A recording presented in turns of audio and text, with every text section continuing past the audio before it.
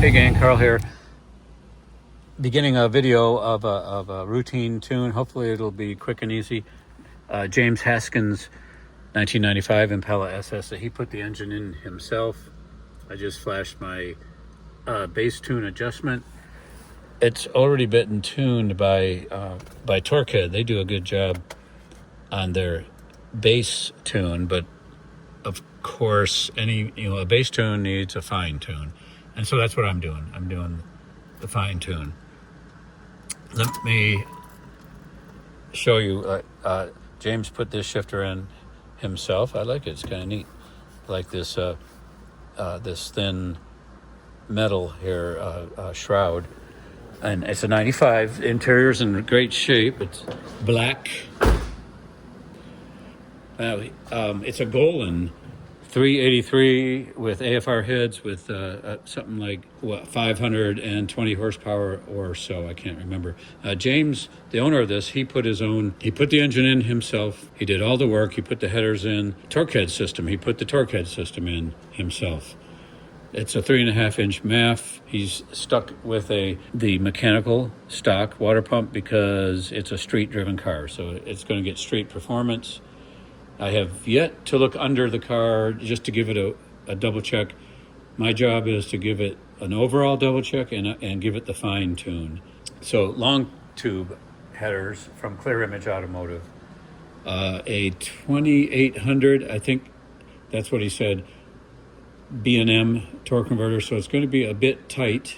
I mean, it makes it kind of streetable. So we'll see how that works, if it chugs or if it's what have you. It's a loose converter is if you're at the, for the drag strip. A tighter converter to a point when you have a big cam and a hot rodded engine, a 383 or a 396 with a bigger cam, you might want to go up to like a 3200 or so. It's just the cam doesn't wake up until around then. But we'll see how this torque converter works. He wants the idle to be choppy, so I'm going to try to do that as best to my ability. He did it. It's a really good install. I don't see anything on top that needs to be remarked about. He put the brakes in. He did all the work. So we'll see. We'll look underneath, see how it is underneath the car. All right, let's look underneath the car.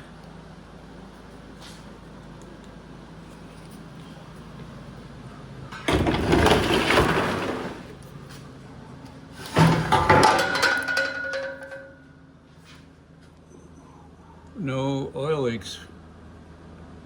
Boy, Chad Golen does a good job with no oil leaks. Nothing up here, nice and clean. A little bit of oil there, but maybe that's a rear seal. Maybe it's just blew back from here. Could blow back from the oil pan, maybe. Doesn't look like it's coming from rear main seals. Doesn't look like it's coming from up here. So that's a good sign. No oil on the trans, no red. So it's got high flow cats. Nothing down here is touching. It's tucked real nice. Nothing down here is touching the headers. Everything's tucked nicely. Well, that's a bummer how close that is to the frame, but it's not touching. We'll see if the O2 sensor's working.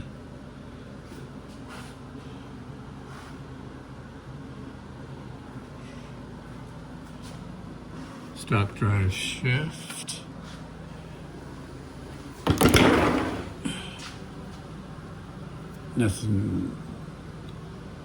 Nothing there leaking.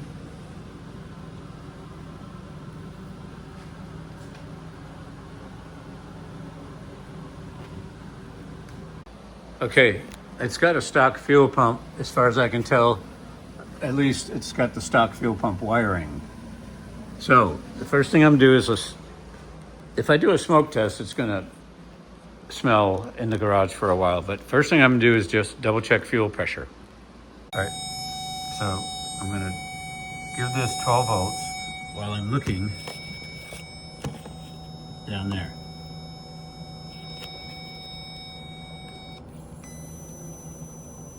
I don't see any leaking. Now, look here at fuel pressure. Okay, well, I give this 12 volts. Look at fuel pressure. 40 pounds. It could use a few more pounds, but we can deal with that. All right, first thing I want to do is make sure throttle position is 0, shows 0, and it does.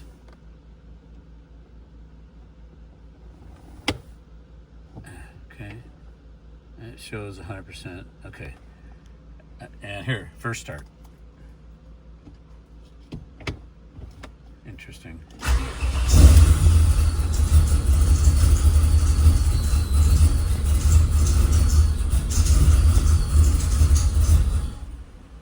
Okay, let's try again. Just to get it to idle, it might need some throttle blade.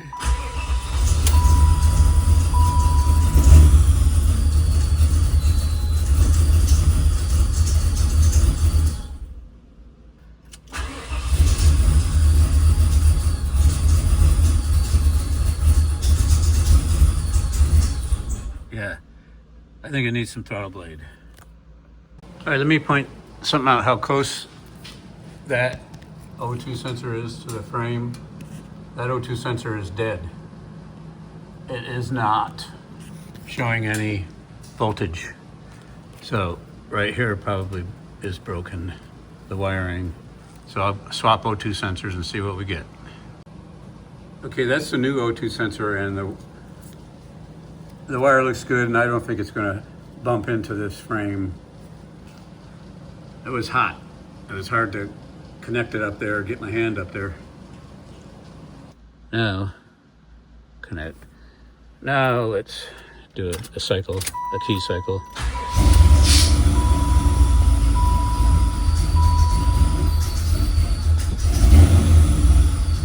I'm giving it throttle.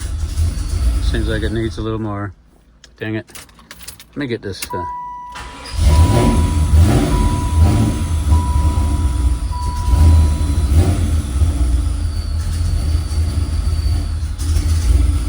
See, it wants to stall.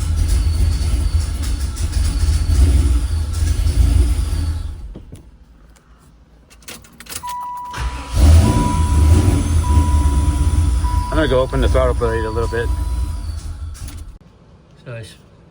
So I spun it open one more turn, and then cinched down on this nut. I took started spark to 21 degrees, and then I corrected the main spark table to 21 degrees around the idle area. Oh, what else did I do? Can't remember. Let's see if it'll start up with no foot on the throttle.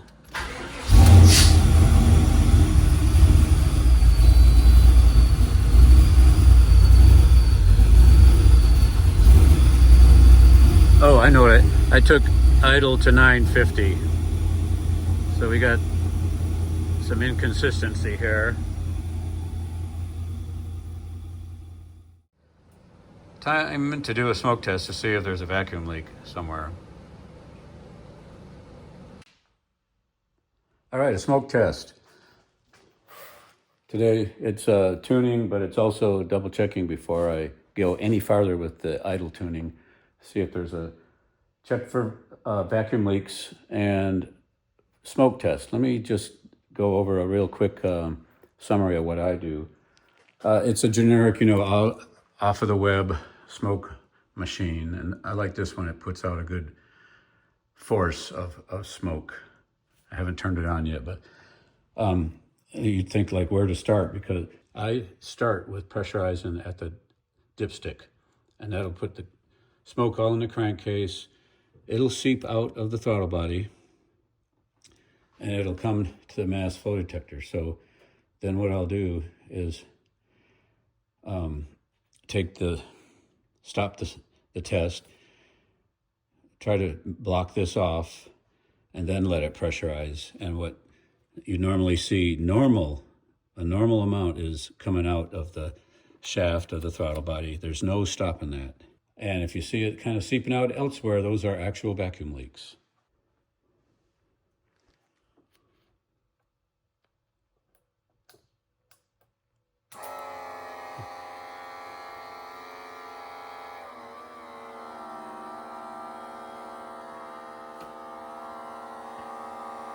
Forgot how to operate it.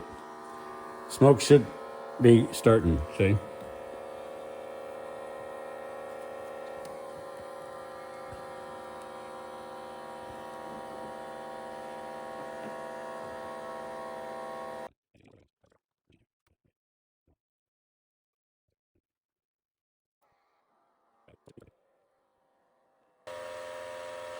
I'm not getting any. I should be getting something out of the throttle body by now. I'm gonna close it off.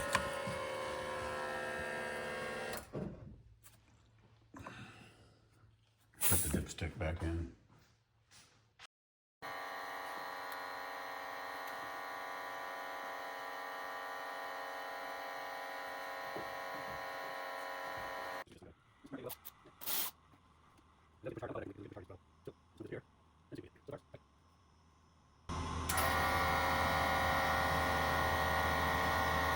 Okay. The first step, seeing it at the throttle. Looking out of the side here. Let's turn this.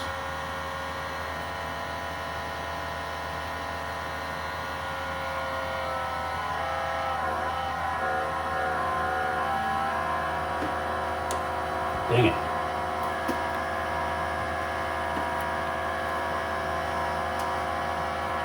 This heavy smoke pressure right here, I mean, it's pushing hard. It's only coming out over the crankcase over there. And the throttle blade right there. So there's no, there's little leaks here. Those are very, very minor. He also did the install, and he's got everything really tight and nicely done.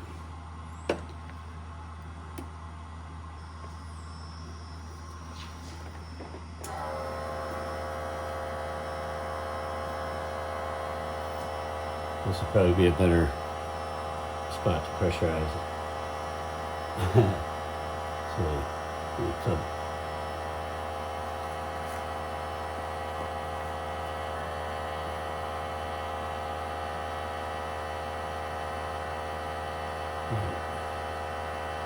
get a good pressurize of smoke. The normal spot at the throttle body blade. But I want to see if there's any little puffs at the intake valve.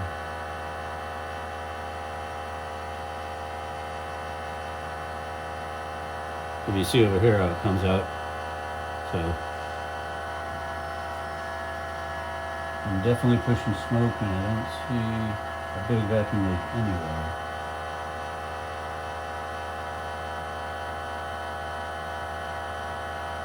So she's tight. All right, smoke show finished, no vacuum leaks. Okay, wow, it worked. I have been trying so hard to get my startup on this car. I wonder if I could stop the, okay.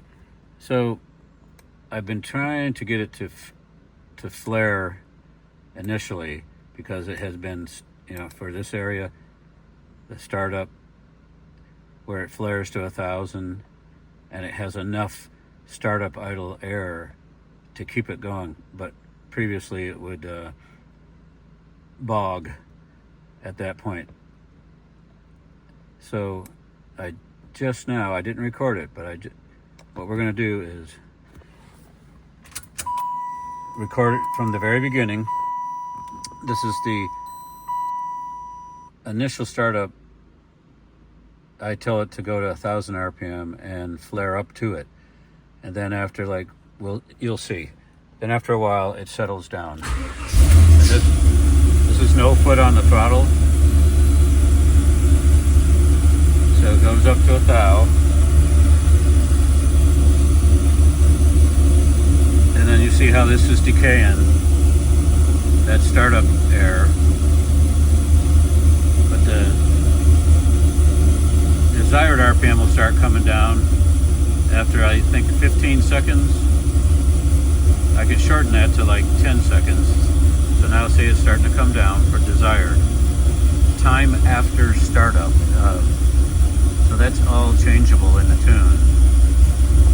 And it took me quite a while to get this particular combo working. Quite a while.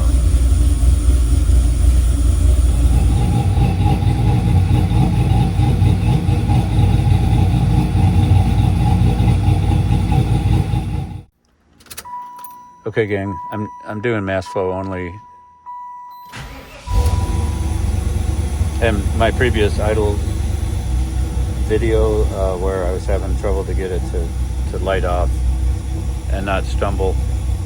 And that's all because it's really not tuned yet. So I've just begun mass flow. I haven't even done speed density. I did one adjustment for mass flow. I took 10% off because it was taking 10% away. So working good right now. I'm slowly, see, mass flow is getting closer. It's a lot better than asking for 10% to be taken away. Okay, here's my second mass flow adjustment. Just all in the idle area.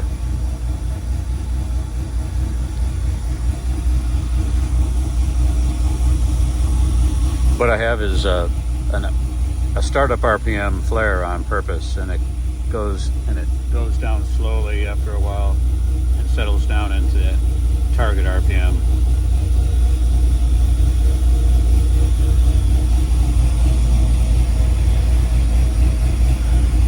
And what we're watching is short-term fuel trims and for adjusting the mass flow detector. Doing pretty good, and it's all with a dynamic air flow calculation that I learned from Matt Stafford. You got to check him out on YouTube. I know the owner wants the idle to be even lower, but it's what I'm going to try to get the idle lower and choppier when I'm near the end of the tuning. Right now, all I can do is this little bit of idle tuning right here, because the shifter cable is broken, so I can't go out on the road until this is fixed. Carl, I want engines, take care.